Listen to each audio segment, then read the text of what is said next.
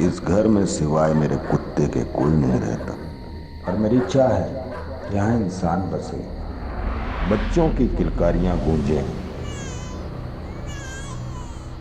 इस घर की रसोई में चूल्हा जले, शाकाहारी ना तो ना सही, चाहे उस चूल्हे पे गोश्त पके।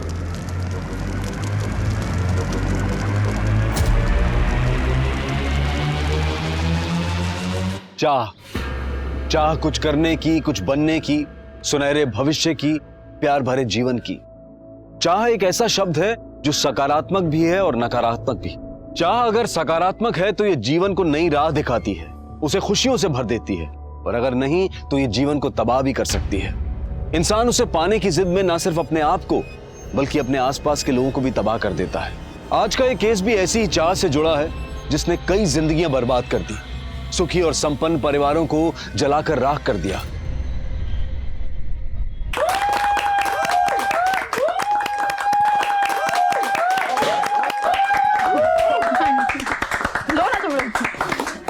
देविका, तुमसे बिछड़ने का दिल तो नहीं करता, पर क्या करें, फेयरवेल भी रस्म है, निभानी तो पड़ेगी ही। देविका, तुम इतनी अच्छी जॉब छोड़कर नोएडा शिफ्ट क्यों हो रही हो? मैं सिर्फ अपने बारे में नहीं सोच सकती नाती, मुझे अपनी पूरी फैमिली को साथ लेकर चलना पड़ता है। चलो कोई बात नहीं, हमसे दूर जा रही हो पर दिल से कभी दूर नहीं होगी। कभी भी मेरी जरूरत पड़े तो मुझे याद जरूर करना। पक्का।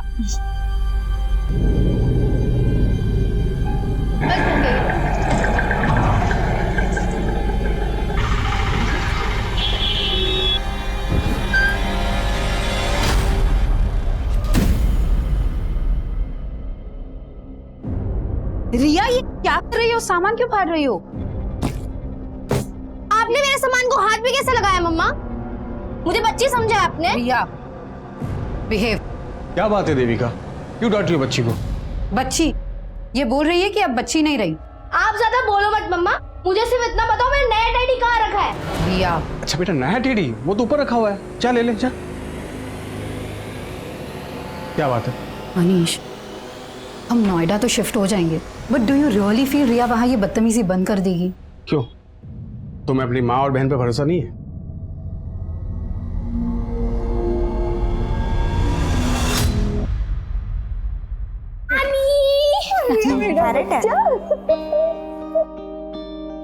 कैसी हो माँ? खुश रहो, नमस्ते खुश रहो, खुश रहो।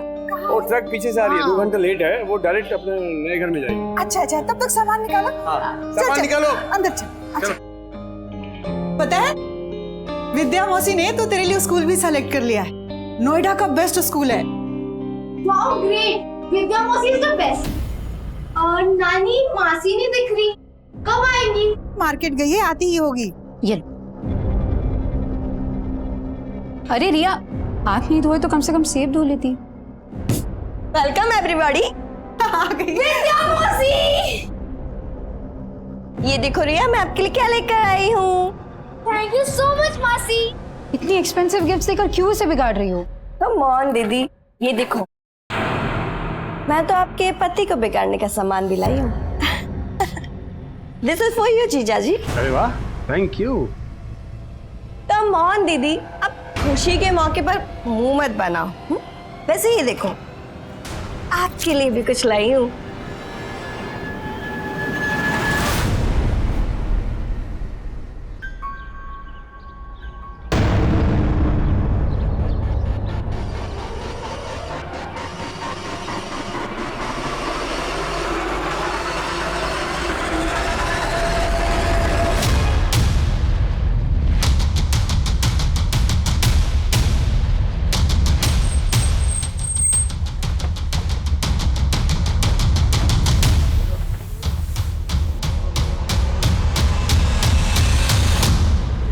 विंडो खोलो, अरे दरवाजा खोलो, खोलो सर।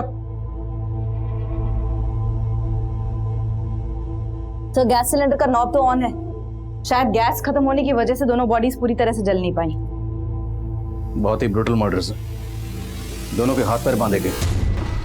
जिसने भी इन दोनों को जलाया होगा उसके दिल में इन दोनों के लिए बहुत ही गहरी नफरत रही होगी। इतनी गहरी नफरत कि इस नफरत की आग में दोनों को जलाकर स्वाह कर दूं।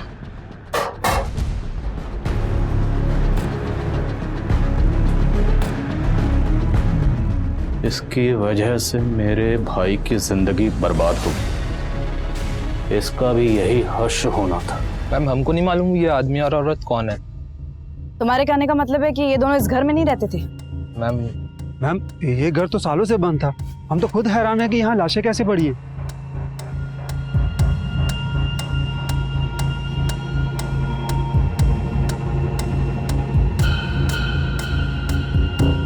आप लोग बोल रहे हैं कि ये घर सालों से बंद है, लेकिन यहाँ का सामान देखकर तो ऐसा लग रहा है कि यहाँ सिर्फ आदमी औरत ही नहीं बल्कि कोई बच्चा भी रहता होगा। मैम हमें इसके बारे में कुछ नहीं पता, और वैसे भी घर हमारी कॉलोनी से बहुत दूर है। अब यहाँ पे कौन आया, कब आया, कैसे आया, मैम इसके बारे में हमें कुछ भी नहीं पता।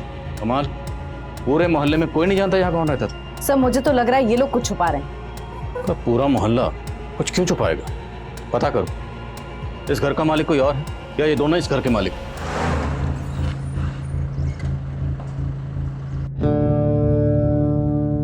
सभी थानों में इंफॉर्मेशन भेज दी गई। आओ। सर निरेश सहगल ब्रोकर है, इसी ने वो घर किराए पे दिलवाया था। किसे दिलवाया था? सर वो एक सिंगल मदर थी सर, अपने इन्फेंट बच्ची के साथ आई थी सर। उस सिंगल मदर का कुछ नाम तो होगा?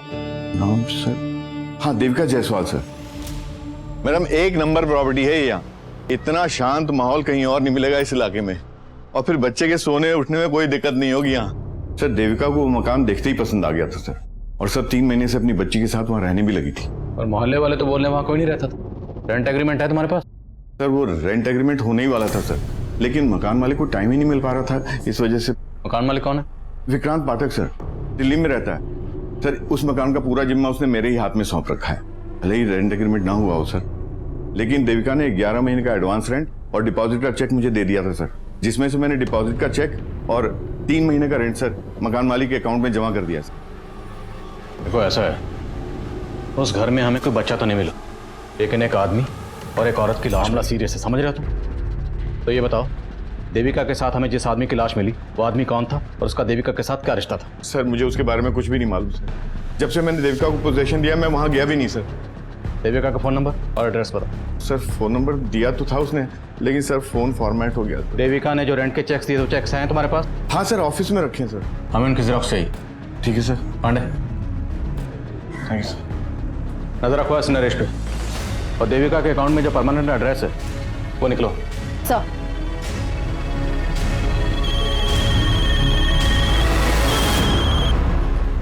हाँ बोलो यादव।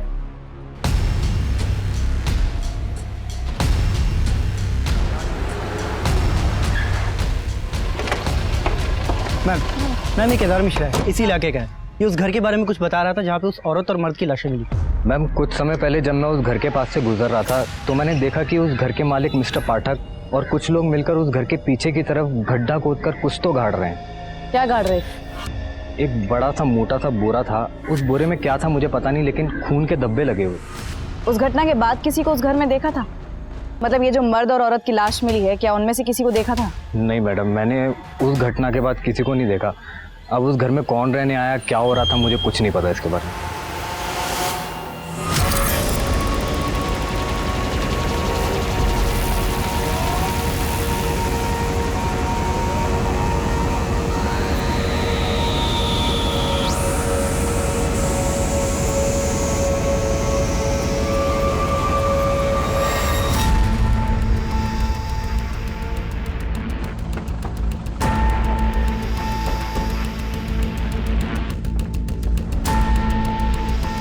तो यही वो जगह है जहाँ केदार ने बोरे को गाड़ते हुए देखा था, लेकिन अभी तक कुछ मिला नहीं। तो ये केदार,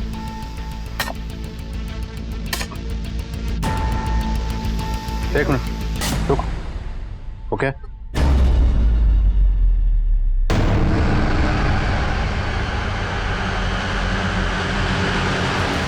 केदार, तूने तो कहा था या तूने मकान मालिक को बोरे में कुछ गाड़ते हुए देखा है? यहाँ से तो बच्चे की लाश मिली है। मैडम मैंने बहुत पहले देखा था। बोल, क्या पता है तुझे? मैं सच बता रहा हूँ। ऐसे नहीं बोला। यादव थाने लेकर जाओ उसे, अच्छे से पूछताछ करो। नरेश ने बताया था कि उसने देविका को इस घर में एक बच्चे के साथ रहते हुए देखा था, और अब घर के पीछे ये बच्चे की लाश। तो लाश को देखकर लगता है जैसे इसे कल परसों दफनाया गया, क्योंकि लाश अभी सड़नी शुरू ही हुई है। सर केदार भी यही कह रहा है कि उसने मकान मालिक को यहाँ बोरे में कुछ गाड़ते हुए देखा था। ये चक्कर क्या है, कुछ समझ में नहीं आ रहा। इस चक्कर का जवाब मकान मालिक पाठक ही देगा। उठाओ उसे। उस घर का मालिक विक्रांत पाठक पुलिस के हाथ लगने से पहले ही फरार हो चुका था। विक्रांत पाठक मुझे जल्द से जल्द अंदर चाहिए। विक्रांत और नरेश, ये इन दोनों की मिलीभगत हो सकती है। नरेश पे भी नजर रखो। सर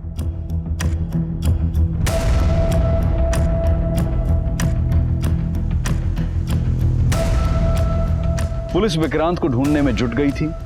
वहीं देविका द्वारा इशू किए गए रेंट चेक्स के जरिए देविका के बैंक अकाउंट की डिटेल सामने आई। सर देविका की बैंक अकाउंट डिटेल्स में उसका मैरिटल स्टेटस मैरिड था, लेकिन बैंक से उसके पति से जुड़ी कोई भी इंफॉर्मेशन नहीं मिली है। हाँ, परमानेंट एड्रेस जरूर मिला है। तो हो सकता है जिस आदमी की लाश हमें देविका के साथ मिली वो देविका का हस्बैंड हो और वो बच्ची देविका की बेटी। लेकिन सर देविका ब्रोकर नरेश से झूठ क्यों बोलेगी कि वो सिंगल मदर थी? एड्रेस कहाँ का है?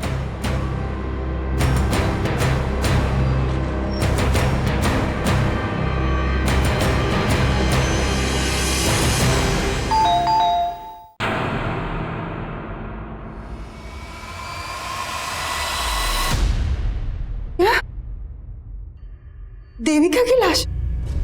जी, सिर्फ देविका नहीं, उसके पति और बच्ची की लाश भी मिली। ये आप क्या कह रहे हो सर? कल रात ही तो मेरी बात हुई है देविका के पति और बेटी से, और वो लोग यही पास में ही रहते हैं। वो दोनों यहीं रहते हैं, तो देविका उस किराए के घर में क्यों रह रही थी? और वो बच्ची और आदमी कौन था जिसकी लाशें हमें मिली? मुझे ये सब नहीं मालूम। मैं खुद पिछले 2 साल से देविका को ढूंढ रही हूँ। 2 साल से ढूंढ रही? हाँ सर, 2 साल पहले देविका अपने पति और बेटी से झगड़ा करके मायके चली आई थी, और मनीष जब उसको लेने आया। ये कैसी बात कर रही हो तुम देविका? हाँ, मैं तो खुद तुम्हें लेने आया हूं यहाँ पर। ये सब करके तुम क्या जताना चाहते हो? कि तुम्हें मेरी जरूरत है? सच तो ये है कि तुम में से किसी को मेरी जरूरत नहीं। बेटा, ये क्या बोल रही है और कहाँ जा रही है? तो अपने मन की शांति ढूंढने। यहाँ से जाने के बाद देविका ने अपना नंबर बंद कर दिया। हमने ढूंढने की बहुत कोशिश, पर कुछ पता नहीं चला। देविका का पति और बच्ची यहाँ रहते हैं, वहाँ का एड्रेस दीजिए और फोन नंबर भी।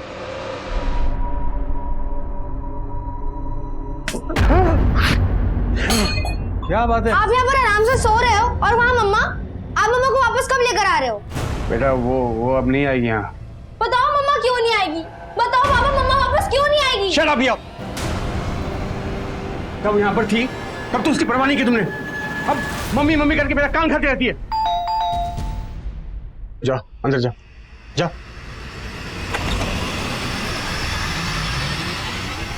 क्या देविका की लाश? बहुत ही गहरी नफरत निकाली गई। देविका के हाथ पैर बांध कर उसे चूल्हे पर जलाया। वो आदमी और वो बच्ची, ये दोनों कौन हो सकते हैं? सर मुझे कुछ नहीं मालूम। मैं तो 2 साल से नहीं मिला देविका से। लेकिन ऐसा क्या हुआ था जो देविका आपको तो छोड़कर गई, लेकिन अपनी बच्ची को भी छोड़ गई? सर दोष मेरा ही है। मैंने गलती ऐसी की थी कि जो देविका मुझे कभी माफ नहीं कर पाई। ये तुम्हारी ब्लेजर से निकले हैं जो तुम परसों अपने आउटडोर ट्रिप पे पहन के गए थे, कॉन्डम्स। देखो देविका, अब तुम कोई झूठी सफाई देने की कोशिश मत करना। मैंने तुम्हारे लिए अच्छी जॉब छोड़ी, यहाँ का छोटी सी नौकरी कर रहे हो, और यहाँ तुम अय्याशियां कर रहे हो। अब बस मैं और रिया तुम्हारे साथ नहीं रह सकती। तुम जाना चाहती हो जाओ, मैं तुम्हें रोकूंगा नहीं। लेकिन मुझे नहीं लगता कि रिया तुम्हारे साथ जाना चाहेगी। तो मैं देविका को कभी खुश नहीं रख पाया। बिलीव मी, उसके जाने के बाद उसकी कमी का बहुत एहसास हुआ मुझे। मैं एक अरसे से उसे ढूंढ रहा हूँ सर। तो ढूंढ लिया होगा उसे, और ढूंढने के बाद जब देविका को किसी गैर मर्द के साथ देखा होगा तो बर्दाश्त नहीं हुआ होगा। क्या बोल रहे हो सर आप? मैंने ऐसा कुछ नहीं किया सर। तुमने बताया कि देविका कहीं जॉब कर रही थी। जी सर, लेकिन जब वो यहाँ से गई तब वो जॉब भी छोड़ चुकी थी। देविका जहाँ जॉब करती थी वहाँ की डिटेल्स दीजिए।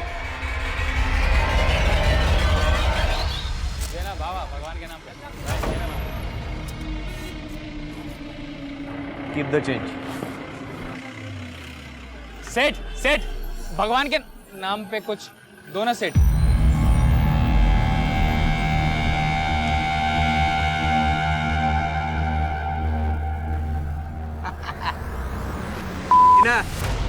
अबे आग। अरे नगीना तू, ए कालू लाली, इधर आओ इधर आओ।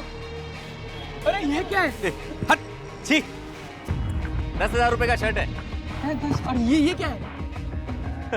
हाथी का दांत है, हाथी का दांत। हाथी का दांत?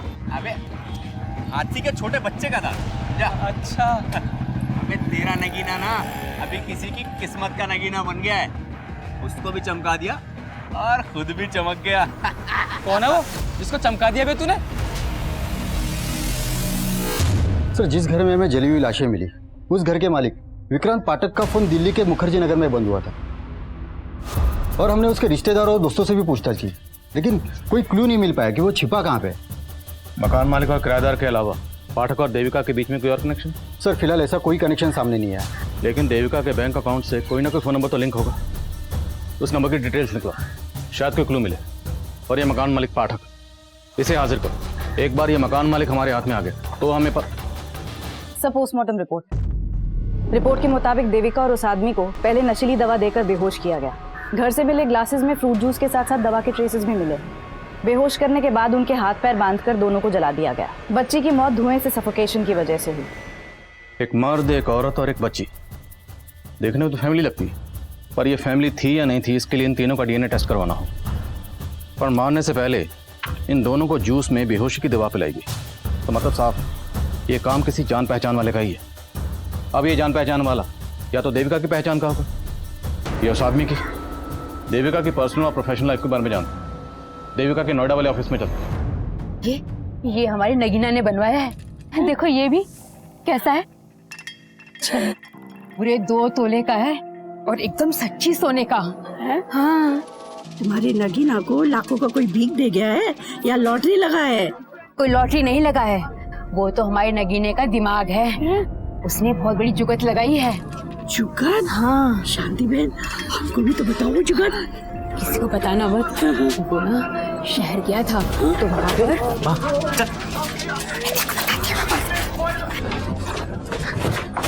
ये क्या बेवकूफी कर रही है? किसी को पता चल गया तो कितना बड़ा आफत आ जाएगा, तेरे को मालूम है क्या? अरे तू ही तो बोला था कि आफत उसको आएगा जिसने तुझको इतना पैसा दिया। जरा उठा उठा के ना तेरे दिमाग में कचरा ही भर गया है माँ। भी अपना मुंह बंद रख, समझी? जो मैं बोलता हूँ वही कर।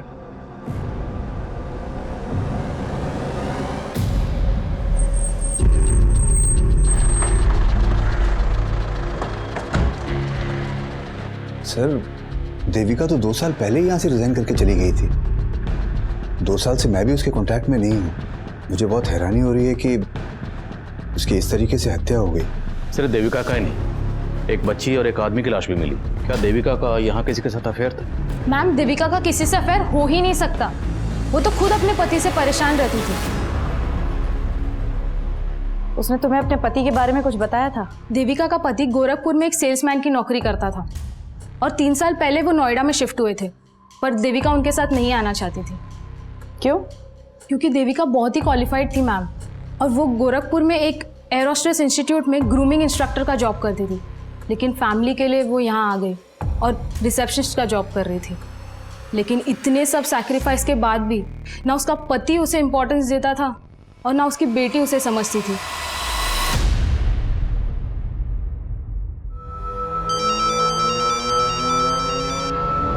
सर, उस घर के मालिक विक्रांत पाठक के उसके एक वर्कर के घर में छिपे होने की लीड मिली है।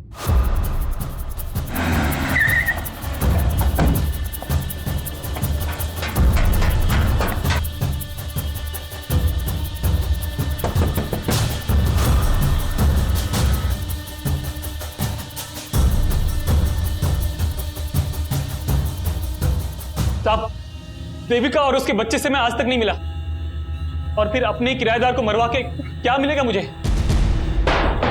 एक चश्मदीद ने उसी घर के पिछले हिस्से में तुझे गड्ढा खोदते हुए देखा। वो तो 3 महीने पुरानी बात है साहब। 3 महीने पहले? तो 3 महीने पहले भी किसी को मारा था? नहीं साहब, किसी इंसान को नहीं। मैंने गड्ढे में अपना मरा हुआ कुत्ता गाड़ा था। कुत्ता? हाँ साहब, वो घर ही मनहूस है साहब। मुझे सस्ता मिला तो मैंने ले तो लिया, इन्वेस्ट कर दिया। सोचा था चलो कम से कम किराया तो आएगा, लेकिन दक्षिण दिशा में मुंह होने के कारण कोई भी किराएदार नहीं आ रहा था। उसके बाद मुझे एक बाबा मिले। उन्होंने सुझाव दिया कि अगर घर की मनहूसियत खत्म करनी है तो अपने किसी वफादार जानवर की बलि देनी होगी। इसलिए उनकी बात मान के मैंने तंत्र पूजा की और अपने वफादार कुत्ते की बलि दे दी और उसको गड्ढे में गाड़ दिया साहब। मैंने सिर्फ अपने कुत्ते की बलि दी थी, मैंने किसी इंसान को नहीं मारा साहब।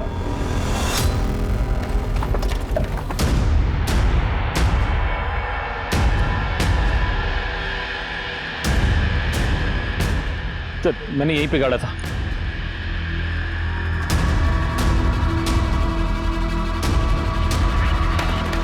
सर यही है सर, कुत्ते की हड्डी देखिए। लेके जा, पता लगाओ क्या ये वाकई कुत्ते की हड्डी है। ये पाठक हमें घुमा रहा है और देविका से जुड़े जिन जिन लोगों को पाठक जानता है सबका पता लगाओ। देविका का बॉस मेहता, उसका पति मनीष, कोई भी हो सकता है। सर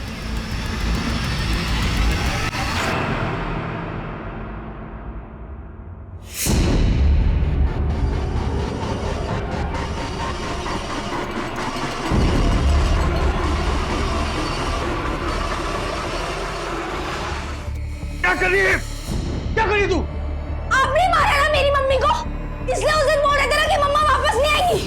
तू आपको मैं छोड़ूंगी नहीं। रिया! आपके सामने आपको एक्सपोज कर दूंगी।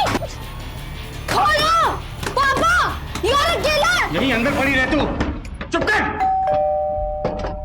एकदम चुप चुप।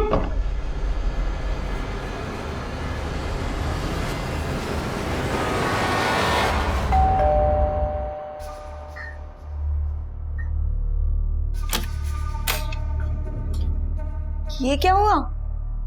खोलो पापा। और ये रिया क्यों चिल्ला रही है? क्या बताओ विद्या? तुम परेशान मत हो, मैं हैंडल करती हूँ। रिया? सर देविका के बैंक अकाउंट से जो नंबर लिंक था ये उसके कॉल डिटेल्स है। इसमें कई सारे नंबर शो कर रहे हैं।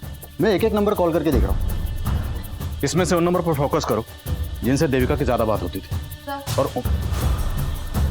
सर फॉरेंसिक वालों ने बताया कि घर में से मिली हुई हड्डियां किसी जानवर की ही थी, इंसान की नहीं। मकान मालिक विक्रांत पाठक का देविका के बॉस या मनीष से कोई कनेक्शन नहीं निकला। लेकिन हाँ सर, मनीष का एक छोटा भाई है नीरज, और घर की दीवार पे भी लिखा हुआ था। तो ये मनीष का छोटा भाई नीरज गायब है? गायब तो नहीं है सर। सर एक मिनट सर, देविका के कॉल रिकॉर्ड में एक नंबर नीरज नाम के लड़के का भी है। ये देखिए, नीरज जायसवाल। मैंने इस नीरज को कॉल भी किया था लेकिन इसने उठाया नहीं। तो तुम उठाओ इस नीरज जायसवाल। सर वैसे मैं हर साल एक नई और महंगी गाड़ी लेता हूं। तुम्हारी इस पुरानी गाड़ी का ये नंबर प्लेट मुझे बहुत पसंद आया। कितना लेगा? क्या ये नंबर प्लेट का? अरे नंबर प्लेट का नहीं भाई, पूरी गाड़ी का। आपके लिए 3 लाख रुपए। अच्छा अच्छा ठीक है।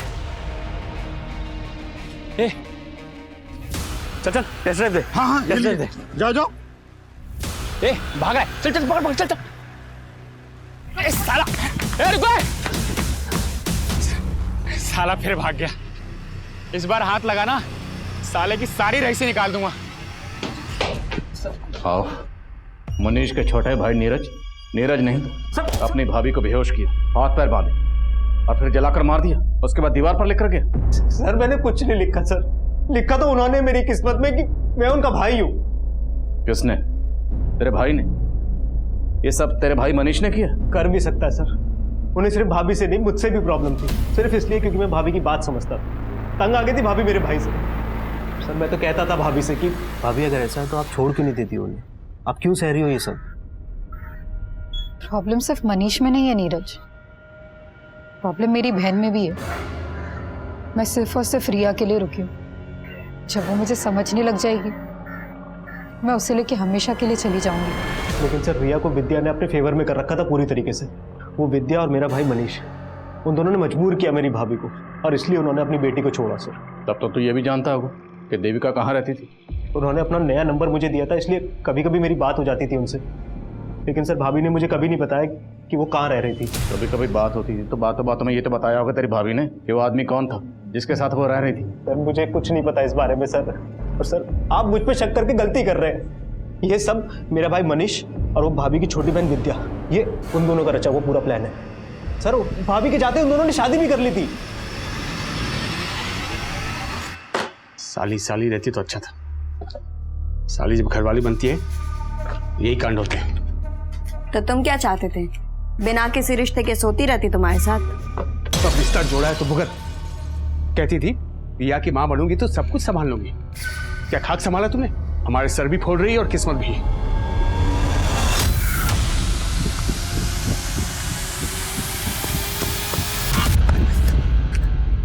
नहीं सर उस मनुष्य और विद्या को उठा के लाए। बिठा दो। जैन सर। जी सर। ठीक है सर, मैं अपडेट करता हूँ आपको। सर, देविका के कॉल रिकॉर्ड्स में एक ऐसा नंबर मिला है जो कंटिन्यूसली स्विच ऑफ जा रहा है। किसका नंबर है ये? सुरेश तिवारी। इसका फोन हत्या वाली रात उस घर के एरिया में बंद हुआ जहां से लाशें मिली थी। नंबर कहाँ का है? मेरठ। तुरंत मेरठ निकल, उठाओ इसे।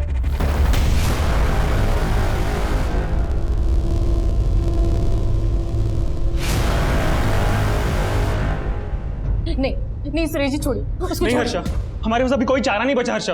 वो आदमी हमें जीने नहीं देगा। हम उसका टॉर्चर सह के नहीं। मेरी बात तो सुनिए, अगर आप चले गए तो हम दोनों का क्या होगा? हर्षा मुझे पता है कि हमने साथ जीने मरने की कसम खाई थी।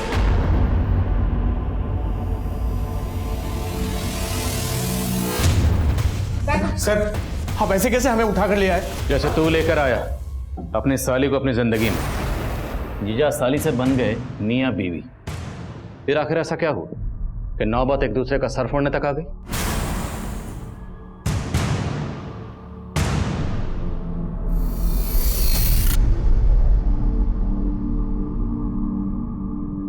I'm sorry मम्मा, मैंने कभी भी आपकी रिस्पेक्ट नहीं की। I'm very bad. प्लीज मुझे माफ कर दो। प्लीज वापस आ जाओ। हमें फिक्र थी रिया की, इसलिए शादी की।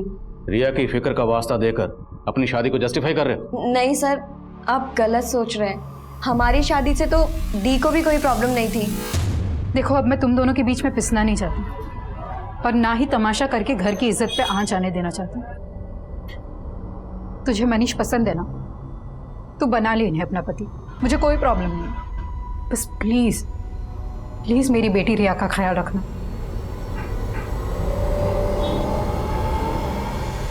और अचानक से खुद से कहीं चली गई। अचानक से चली गई या तुम दोनों ने इसे जाने के लिए मजबूर कर दी? सर हम मानते हैं कि हमसे भूल जरूर हुई है और इस आदमी से शादी करके तो मैं भी दीदी की तरह पछता रही हूँ। तो पछता तो मैं रहा हूँ सर इससे शादी करके। और रिया भी तुम्हें माँ बनाए कभी खुश नहीं रही। इसने हम सबकी जिंदगी बर्बाद कर दी सर। जिंदगी तो तुमने हमारी बर्बाद की। चुप। जिस कांड के बारे में पूछ रहा हूं ना उसके बारे में बात करो। कैसा कांड सर? मैंने कोई कांड नहीं किया सर। मैं तो रिया की खुशी के लिए जेन्युइनली देविका को ढूंढ रहा था। तुम देविका को ढूंढ रहे थे और तुम्हारा छोटा भाई नीरज और लगातार देविका के टच में था। क्या? तेरी नौटंकी तेरे घर पे देख चुका हूं। बोल, तेरी बीवी देविका के साथ जो आदमी रहता था वो कौन था और वो बच्ची कौन थी जिसकी लाश हमें मिली? उन दोनों का देविका के साथ क्या ताल्लुक था? क्यों मारा उन दोनों को?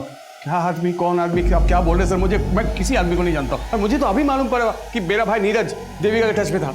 हाँ सर, ये सच बोल रहे हैं। हम लोगों को इस बारे में कुछ नहीं मालूम था। सर मुझे तो लग रहा है अगर ये मनीष और विद्या का गेम है तो इसमें मनीष ने अपने भाई नीरज को फंसाने के लिए प्लान किया होगा और दीवार पे वो सब लिख दिया होगा। लेकिन मनीष अपने छोटे भाई नीरज को क्यों फंसाएगा? क्या उसे ये शक था कि उसके छोटे भाई का उसकी बीवी के साथ? बोलो। सर सुरेश 2 साल से गायब है। और 2 साल से गायब? हाँ सर, सुरेश यहाँ अपनी पत्नी हर्षा और एक बच्चे के साथ रहता था। हर्षा तो यहाँ नहीं है। पता चला है कि सुरेश मेरठ में जल विभाग में क्लर्क था। अगर ये सुरेश 2 साल से गायब है तो इस सुरेश के नाम पर जो मोबाइल नंबर रजिस्टर्ड है उस नंबर से देविका को कॉल कौन करता था?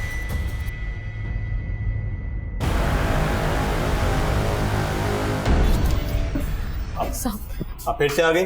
आपसे बोला ना जैसे ही आपके पति का पता चलेगा आपको बुला लेंगे। वो शायद नहीं मिलेंगे साहब, उन्होंने आत्महत्या कर ली होगी। क्या? तुम तो पहले बोल रही थी सुरेश लापता है, अब बोल रही उसने आत्महत्या कर लिया। ये लगा के रखा तुमने? साहब एक बात हम आपको पहले बताए नहीं थे, 2 साल पहले ऐसे ही अपने बॉस से तंग आकर उन्होंने आत्महत्या करने की कोशिश की। नहीं देखिए, आप ऐसा नहीं कर सकते। अगर आपका बॉस आपको तंग करता है तो आप उसकी शिकायत अपने बड़े अफसर से कीजिए। क्यों आप हमको अनाथ करके जाना चाहते हैं? हमारी बात कोई नहीं सुनेगा हर्षा, हमारे बॉस ने सबको अपने खिलाफ कर दिया। कौन बॉस? वो विनायक मिश्रा।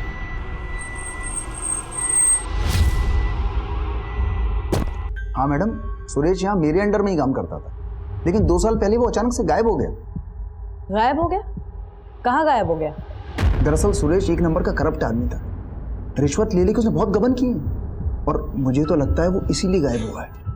एक तरफ सुरेश तिवारी का बॉस विनायक मिश्रा पुलिस को यह बता रहा था कि सुरेश जल विभाग में गबन करके पिछले 2 साल से गायब हुआ था, वहीं दूसरी तरफ सुरेश की बीवी हर्षा ने एक दूसरे पुलिस स्टेशन में सुरेश की मिसिंग रिपोर्ट फाइल की थी और वो ये कह रही थी कि सुरेश ने आत्महत्या कर ली होगी।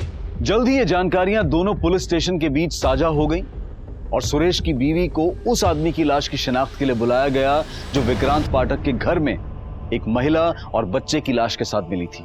तो आप कह रही हैं कि ये लाश सुरेश की, लेकिन जहां आपने इसकी मिसिंग कंप्लेंट फाइल की थी वहां आपने ये भी कहा था कि सुरेश ने आत्महत्या की होगी। तो अगर सुरेश ने आत्महत्या की थी तो ये लाश सुरेश की कैसे हो सकती है? हम अपने पति की लाश को पहचानने में धोखा नहीं खा सकते। पर विनायक तो ये कह रहा है कि सुरेश गबन और रिश्वत लेकर भागा। झूठ बोल रहा है वो, वही फंसा रहा था सुरेश जी को। एक काम ढंग से होता नहीं तुमसे। सर पर हमारी गलती क्या है तो बताइए। विनायक बहुत नीचा दिखाता था सुरेश जी को, सारे स्टाफ के बीच में डांट देता। साहब विनायक इसी ताक में रहता था कि कब वो सुरेश जी को काम से निकलवा दे और अपने एक रिश्तेदार को रख ले। और साहब सुरेश जी से एक गलती भी हो गई थी, उसी का फायदा उठा के उनके ऊपर रिश्वत लेने का और गबन का इल्जाम लगा दी। तो सुरेश से आखिर ऐसी क्या गलती हुई थी? साहब इन्होंने आत्महत्या तो नहीं की थी, लेकिन उससे पहले विनायक को एक सुसाइड लेटर मेल कर दिया था। मैडम वो कुछ मरना वरना नहीं चाहता था, वो मुझको ब्लैकमेल करना चाहता था, वो ईमेल करके। मैं अपने बॉस विनायक की वजह से आत्महत्या कर रहा हूँ? मेरी मौत का जिम्मेदार मेरा बॉस विनायक है। मैडम उसका ईमेल पढ़ के मैं बहुत डर गया था और अगले पल देखा वो ऑफिस में था। तुमने ईमेल के बारे में पहले क्यों नहीं बताया? मैडम जब से पता लगा वो गायब हो गया है, मुझे डर था कि वो ईमेल किसी के हाथ ना लग जाए। डर इसलिए गए थे क्योंकि उसकी हत्या में तुम्हारा हाथ है। मैडम मैं सच कह, उसके साथ एक औरत देविका का भी मर्डर हुआ और इसकी बच्ची का भी। तुमने ही किया है ना? मैडम मैं सच कह रहा हूँ, मैं इनको जानता भी नहीं हूँ। आप कह रही हैं कि आप इस देविका को नहीं जानते, पर यह दावा कर रही हैं कि इस देविका के साथ हमें जिस आदमी की लाश मिली वो आपके पति सुरेश की लाश। तो अचानक 2 साल बाद आप अपने पति की आत्महत्या की खबर देने पुलिस स्टेशन क्यों गए? क्योंकि 2 साल से सुरेश जी हमारे संपर्क में थे। वो भागे जरूर थे 2 साल पहले विनायक से डर के, लेकिन बीच बीच में चोरी छिपे हमसे मिलने आया करते थे। फिर अचानक से उन्होंने घर आना बंद कर दिया। उन्होंने जो नया नंबर लिया था वो भी बंद आने लगा। बस इतना पता था कि वो यहाँ शहर में कहीं रहते हैं, तो इसलिए उन्हें ढूंढने आ गए और जब वो नहीं मिले तो उनकी मिसिंग कंप्लेंट लिखा दी हमने। आपके सुरेश जी ने शायद घर आना इसलिए बंद कर दिया होगा क्योंकि सुरेश ने दूसरा घर बसा लिया था इस देविका के साथ। क्या बात कर रहे हैं साहब आप? वो सपने में भी हमें धोखा देने की नहीं सोच सकते।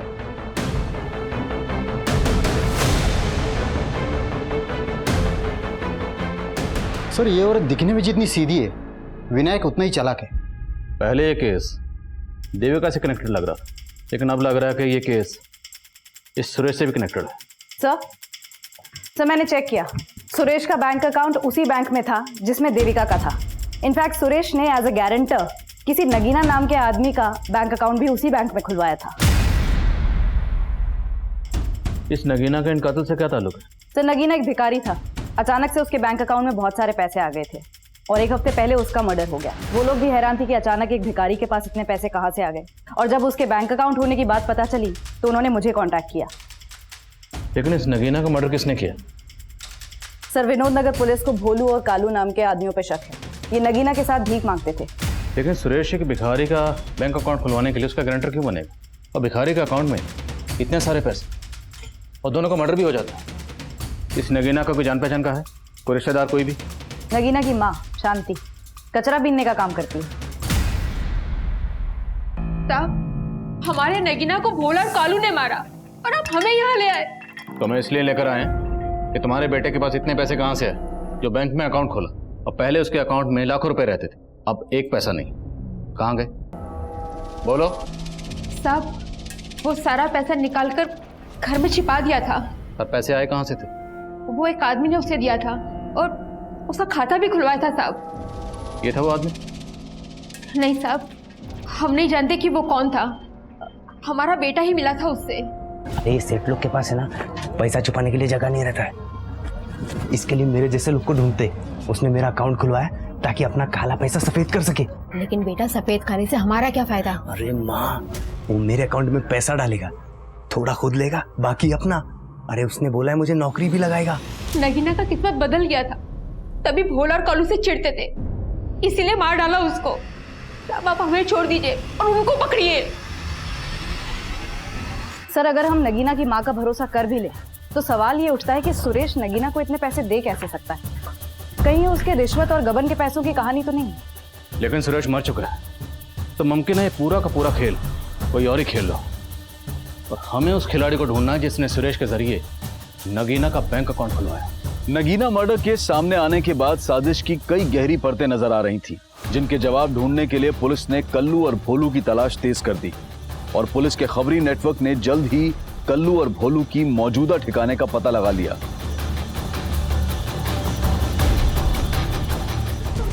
तब हमने नगीना को पैसों के लालच में नहीं मारा, वो कभी ना लाली को अपने साथ लेके चला गया। लाली? कौन लाली? तब मेरी दोस्त, हम सब साथ में भीख मांगा करते थे। एक दिन नगीना वहां आया और लाली को पैसों का टसन दिखाने लगा। जब लाली को उसने हमसे छीन लिया था और पूछने पे भी नहीं बताता था कि वो कहाँ है। लाली कहाँ है बे? बोल। अरे कितनी बार बोलूं, मुझे नहीं पता। साले बता, नहीं तो यहीं काट दूंगा। बता बता। रुक, रुक। अरे रुक, अरे लाली का पता चला? नहीं साहब। देखो अगर माँ करो जरा धुलाई। सर, घर से जो 2 जली हुई लाशें मिली और घर के पीछे से जो बच्ची की लाश मिली है, इन तीनों की डीएनए रिपोर्ट्स आ गई हैं। बहुत ही चौंकाने वाली रिपोर्ट्स हैं।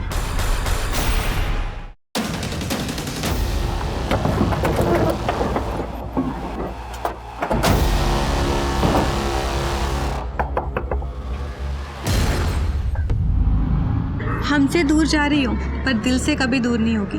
कभी भी मेरी ज़रूरत पड़े तो मुझे याद ज़रूर करना। अरे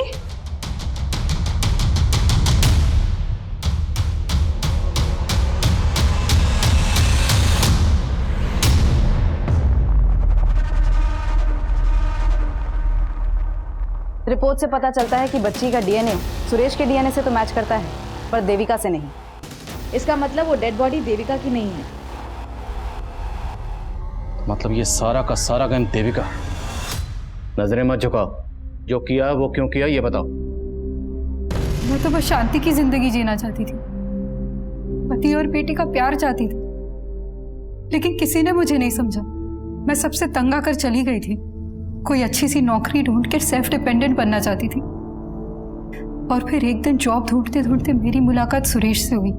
हम अच्छे दोस्त बन गए, साथ रहने लगे, लेकिन इसके बारे में मैंने अपने घर वाले से कुछ नहीं कहा। और तुम्हारा देवर नीरज, वो तो लगातार तुम्हारे टच में था। मैं उसके कांटेक्ट में थी, लेकिन सिर्फ इसलिए क्योंकि मैं जानना चाहती थी कि वहां क्या हो रहा था। और जब पता चला कि मनीष ने सच में विद्या से शादी कर ली, तो मैंने भी सुरेश से शादी कर ली। मैं एयर होस्टेसेस को ग्रूमिंग करने के लिए ऑनलाइन टीचिंग का जॉब कर रही थी, अच्छे खासे पैसे भी कमा लेती थी, लेकिन सुरेश कुछ नहीं कर पा रहा था। उल्टा वो तो मुझसे पैसे लेकर अपनी बीवी को भेजता था। इसलिए उसे छोड़कर अपनी बेटी के साथ उस घर में रहने चली गई। लेकिन वो मुझे ढूंढता हुआ वहां भी आ गया और कहने लगा, देविका ये बेटी मेरी भी है, ये हमारे प्यार की निशानी है देविका। और मैं उस हर्षा से नहीं, मैं सिर्फ तुमसे प्यार करता हूँ। तुम ये सोचो कि मैंने उस हर्षा को छोड़ दिया है। मैंने फिर सुरेश को एक मौका दिया, लेकिन अभी भी उसकी नीयत मेरी कमाई पर ही थी।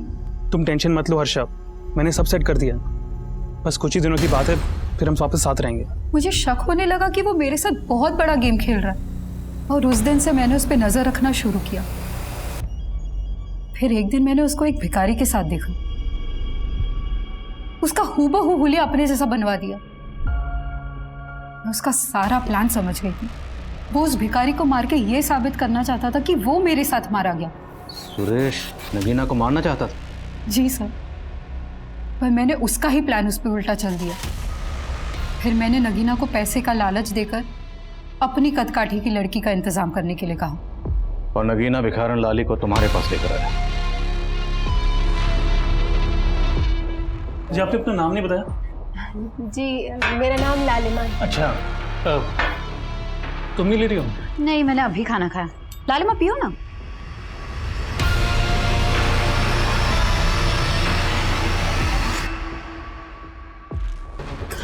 दोनों बेहोश है, जल्दी जल्दी हाथ पैर बांधो।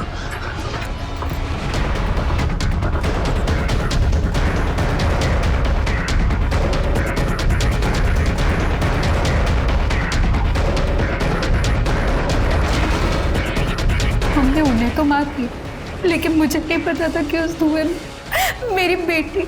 सब मैं अपनी बेटी को नहीं मारना चाहती थी, लेकिन वो। पर तुमने दीवार पर वो सब क्यों लिखा था? मुझे नीरज से पहले कभी कोई शिकायत नहीं थी, लेकिन जानती थी कि जब आप मनीष के भाई तक पहुंचेंगे तो आपको लगेगा कि ये मनीष की ही चाल है। और मैं मनीष को फंसाना चाहती थी, उसे बर्बाद करना चाहती थी। आज सिर्फ और सिर्फ उसी की वजह से मेरी जिंदगी बर्बाद हो गई। तुम्हारी जिंदगी खुद तुम्हारी वजह से बर्बाद हुई।